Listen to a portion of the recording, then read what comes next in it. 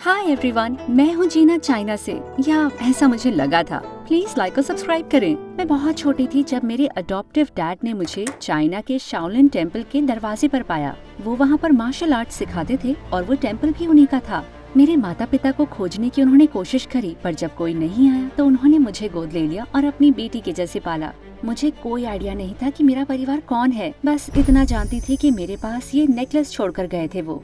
बचपन में मैं बाकी बच्चों से काफी कमजोर थी, पर डैड ने हमेशा मेरा ध्यान रखा और मुझे ट्रेन किया ताकि मैं ताकतवर बनूं। पर टेम्पल के बच्चे बहुत बुरे थे और हमेशा मेरा मजाक उड़ाते थे। उनकी बातें सुनकर मुझे बहुत गुस्सा आता था। दुखी क्यों हो जीना, क्या हुआ? सब कहते हैं कि आप मेरे पापा नहीं हो और मुझे अपने घर वापस जाना चाहिए। ओह हनी, उन लोगों की बातों को तुम दिल पर मत लो। तुम मेरी बेटी हो और तुम बहुत स्ट्रॉन्ग हो। पर मैं तो बहुत छोटी हूँ। छोटी नहीं हो। उस चींटी को देखो, कितनी छोटी लगती है वो, पर देखो वो चीनी का टुकड़ा कैसे उठा लेती है। उसी तरह से तुम्हारी ताकत तुम्हारे दिमाग से आती है, सिर्फ तुम्हारे शरीर से नहीं। डैड के शब्दों ने मुझे हौसला दिया और मैं खुद पर फोकस करने लगी। 8 साल की होने पर अचानक मेरा शरीर बढ़ने लगा। अपनी क्लास के ज्यादातर बच्चों से मैं लंबी हो चुकी थी। समय के साथ मैं मार्शल आर्ट्स में भी बेहतर होने लगी और ज्यादातर कॉम्पिटिशन्स जीतने लगी। पर टेम्पल के बच्चे मुझसे जलते थे और हमेशा मुझे परेशान करते। ये चलता रहा मेरे 17 साल की होने तक, और एक दिन कुछ अजीब सा हुआ। मैं मार्केट गई थी कि अचानक किसी से टकराई और मेरा सारा सामान नीचे गिर गया। हे, देख के चलो तुम और माफी मांगो। पर अचानक वो गली में भागा। मैं भी तेज भागी और उसे पकड़ लिया। ओह गॉड, रुक जाओ, मुझे मारने वाली हो क्या? तुम क्या कर रहे थे? हाँ, उसने बताया उसका नाम ड्रेक है और वो यूएसए का बड़ा फेमस सिंगर था और वो भाग रहा था कुछ क्रेजी फैन से जो उसका पीछा कर रहे थे। मैं हुलिया बदलकर होटल से निकला था ताकि मैं थोड़ा घूम लूं, पर मेरे फैंस ने मुझे पहचान लिया और मैं रास्ता भी भटक गया हूँ। प्लीज मेरी मदद करो। मैं मदद करने के लिए मान गई, पर उसे तो अपने होटल का नाम भी नहीं पता था। क्या? पर तुम्हारे पास फोन तो है ना, कॉल कर लो। मैं होटल में छोड़ आया वो। हे भगवान, कितना बड़ा गधा था ये। मुझे अपने साथ ले चलो। क्या? मैं ये नहीं कर सकती। टेम्पल में किसी बाहर वाले को आना मना है, पर ये लड़का तो जिद करे जा रहा था, तो मैंने सोचा चुपके से ले चलती हूँ। तुम्हें यहाँ पे बिल्कुल शांत रहना होगा, समझे? मैं उसके लिए अपने हिस्से का खाना लाई और उसने ऐसे खाया जैसे वो सालों से भूखा हो। मेरे लिए कुछ छोड़ा ही नहीं। बहुत हुआ, तुम्हें कल सुबह ही यहाँ से निकलना होगा। तुम ये इसलिए कह रही हो क्योंकि तुम जानती नहीं हो कि मैं कितना पॉपुलर हूँ, वरना मुझे यहाँ से जाने के लिए कभी बोलती नहीं बेबी गर्ल। है? ये अपने आप को समझता क्या था? अचानक उसने मेरा फोन लिया और इंटरनेट पर मुझे अपनी ढेर सारी फोटोज दिखाने लगा, और तब मैंने नोटिस किया कुछ बहुत ही अजीब। फोटो में एक औरत बिल्कुल मेरे जैसा नेकलेस पहनी हुई थी और वो काफी कुछ मेरे जैसी लगती भी थी। ये कौन है? तुम उसके बारे में जानना चाहती हो, मेरे बारे में नहीं? ठीक है, वो एक फैमिली फ्रेंड है। वैसे क्यों पूछा? क्या इस औरत से मेरा कोई रिश्ता हो सकता था?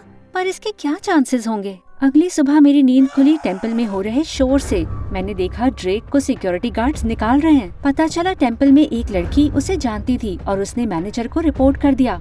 मुझे गुड बाय कहने का मौका भी नहीं मिला। पर उस दिन के बाद से मैं हमेशा सोचती रहती, मेरे असली माँ बाप कौन हैं और उन्होंने मुझे छोड़ा क्यों? मेरे डैड समझ गए कि मुझे कुछ तो परेशान कर रहा है। जीना, लगता है तुम कहीं खोई हुई हो बेटा, क्या बात है? मेरे दिमाग में जो भी चल रहा था मैंने सब डैड को बताया और उन्होंने एक अच्छी एडवाइस दी। अगर तुम इतनी परेशान हो तो तुम्हें खुद जाकर सच का पता लगाना चाहिए माय लव।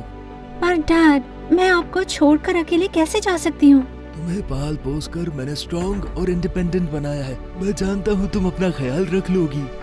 डैड, कुछ हफ्तों बाद जब मैं यूएस पहुंची तो ड्रेक का पता लगाकर उसके घर पहुंची, पर उसके सिक्योरिटी गार्ड्स ने मुझे रोक लिया। मैं उसे जानती हूँ। अरे हाँ, सारी क्रेजी फैन गर्ल्स उसे अच्छे से जानती से और घर में घुसने की कोशिश करे से। वो लाइन देख रही से वहाँ, उनकी वजह से हम पर्सनल बॉडीगार्ड हायर करे हैं।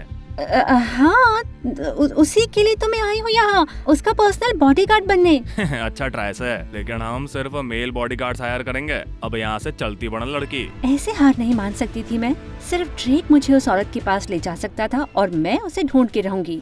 तो मैंने पास की शॉप से कुछ मेकअप और एक विग खरीदा और लड़के का होलिया बनाकर वहाँ गई। जब नौकरी के लिए ऑडिशन देने की मेरी बारी आई तो सब हैरान रह गए मेरे अमेजिंग कराटे स्किल्स देख के, और मुझे तुरंत ही नौकरी मिल गई। ड्रेक के मैंशन में मुझे रहने के लिए कमरा भी मिल गया। मेरे पहले दिन पर ड्रेक के मैनेजर ने मुझे कहा कि उसे फोटोशूट के लिए देर हो रही है और मैं तुरंत जाकर ड्रेक को उठाऊं। पर जब मैं उसके कमरे में पहुंची तो देखा एक लड़की उसकी फोटो ले रही है जब वो सो रहा था। तुम दूर हो जाओ उससे। मैंने उनके नीचे से चादर खींची और वो दोनों के दोनों नीचे गिर गए। क्या तुम पागल हो? मेरी कमर तोड़ दी। इससे पहले वो कुछ और रिकॉर्ड करे, मैंने उसका फोन लेकर खिड़की से फेंक दिया और वो मेरे ऊपर कूद पड़ी। गधे कहीं के, वो मेरा नया आईफोन था। तभी ड्रेक ने आकर हमें अलग किया और मुझे बताया कि वो उसकी गर्लफ्रेंड थी। तो वो तुम्हारी फोटोज क्यों खींच रही थी ऐसे? पता चला ड्रेक की girlfriend Blythe social media star थी। उसका बस एक ही काम था, ड्रेक के साथ फोटो पोस्ट करना पॉपुलैरिटी के लिए। ड्रेक से च्युइंगम की तरह चिपकी रहती थी। मुझे उसके साथ अकेले समय मिलता ही नहीं था। हम कभी बाहर भी जाएं तो वो भी साथ आती और मुझे गुस्से से घूरती। तुम सारा समय मेरा पीछा क्यों करते रहते हो? मैम, मैं ड्रेक सर का बॉडीगार्ड हूँ। ये मेरा काम है उनकी रक्षा करना। बहुत हुआ ब्लाइथ, वो सिर्फ अपना काम कर रहा है, जाने दो। पर मुझसे पंगे लेने का एक भी मौका नहीं छोड़ती वो। ड्रेक के लिए एक फैन साइनिंग इवेंट होने वाला था और ब्लाइथ लाइव स्ट्रीम कर रही थी जब उसने कोशिश करी मुझे धक्का देके गिराकर सबके सामने शर्मिंदा करने की। पर आखिरी मोमेंट पर मैं पीछे खिसक गई। लड़खड़ाकर ब्लाइथ एक फैन से टकराई और सीधा मुंह के बल गिर पड़ी। क्या तुम बिल्कुल अंधे हो? दिखता नहीं है क्या? जब फैंस ने उसे बदतमीजी करते देखा तो वो बहुत गुस्सा हो गए और ब्लाइथ वहाँ से अपनी जान बचाकर भागी। पर कुछ एंटी फैंस सड़े हुए अंडे और टमाटर ड्रेक के ऊपर फेंकने लगे। मैंने वहाँ जाकर उसे उन सारी गंदी चीजों से बचाया और फिर उसे अंदर ले गई। जब ये सब खत्म हो गया तो मुझे एहसास हुआ मुझसे बदबू आ रही है। मैं तुरंत भागकर बाथरूम पहुंची। अपने कपड़े साफ कर ही रही थी कि अचानक मुझे चीख सुनाई दी और ब्लाइथ मेरी तरफ भागते हुए आई। गधे कहीं के, मैं जानती थी तुम एक घटिया इंसान हो। अब तक मेरा पीछा कर रहे हो तुम। क्या तुम्हारा दिमाग खराब है क्या? मैं ऐसा क्यों करूँगा? और तब मुझे एहसास हुआ कि मैं लड़कियों के बाथरूम में थी और ब्लाइथ मुझे वहाँ से खींच कर ले गई। मैं चाहती हूँ तुम इस लड़के को अभी नौकरी से निकालो ड्रेक। इसने बाथरूम में मेरा पीछा किया। कसम से ये गलतफहमी है। मैंने ही उसे तुम्हें ढूंढने के लिए भेजा था। क्या उसने सबके सामने अपनी गर्लफ्रेंड की जगह मेरा साथ दिया? आखिर उसने ऐसा क्यों किया? तो फिर रात में जब मैंने उसे गार्डन में बैठे देखा तो उससे बात करने गई। हे, क्या तुम ठीक हो? हाँ, सब तुम्हारी वजह से। तुमने ही मुझे आकर बचाया जब ब्लाइथ भी भाग गई थी। ये तो मेरा काम है। फिर उसने मुझे बैठने के लिए इशारा किया और मैं बैठ गई। आज तुमने मेरा साथ क्यों दिया? क्योंकि मैं जानता था वो झूठ बोल रही है।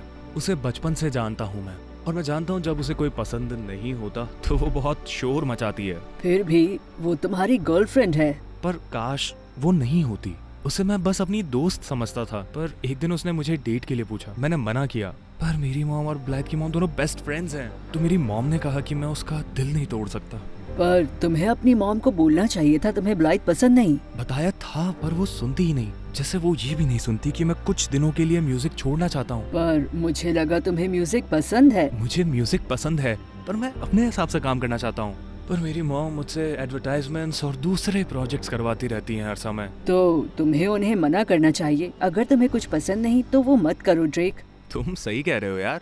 ऐसे लोगों से थक चुका हूँ मैं जो सिर्फ मेरा इस्तेमाल करना चाहते हैं और किसी से मैं इस बारे में बात भी नहीं कर सकता हूँ। मुझे खुशी है कि मुझे तुम्हारे जैसा दोस्त मिला जिस पे मैं भरोसा कर सकूँ। उसकी बातें सुनकर मुझे बहुत बुरा लगा।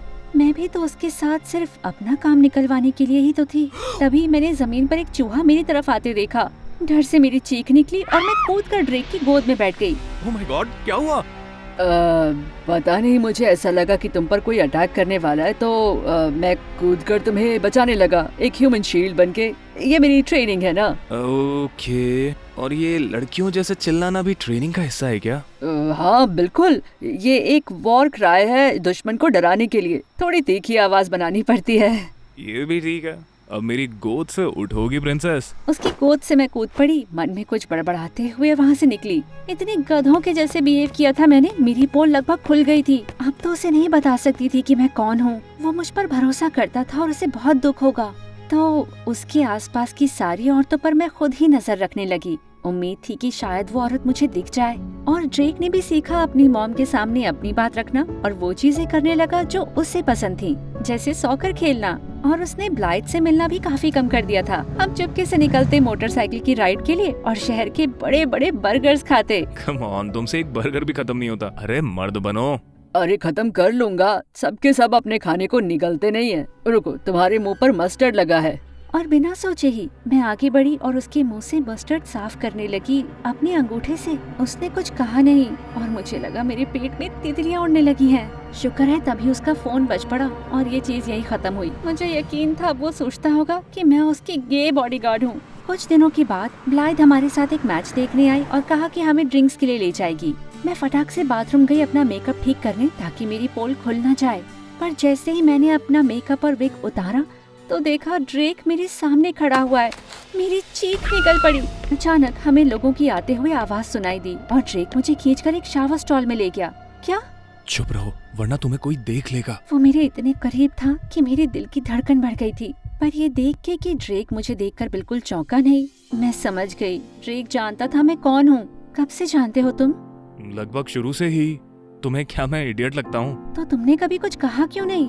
जानना चाहता था कि तुम यहाँ आई क्यों हो और कब तक झूठ बोल पाओगी। काफी मजा आया झूठी। ड्रेक मुझे माफ कर दो, तुम्हें झूठ नहीं बोलना चाहती थी। मैं बस उस औरत को ढूंढना चाहती थी जिसके पास मेरे जैसा नेकलेस है। हाँ कौन सा नेकलेस? मैंने उसे सब बता दिया और जब देखा कि बाहर निकलने का रास्ता साफ है तो मैं बाहर आई उसे नेकलेस दिखाने के लिए। पर मैं हैरान रह गई देख के कि अपना मेकअप उतारते वक्त मैंने जो भी निकाला था वो सब गायब था मेरे नेकलेस के साथ।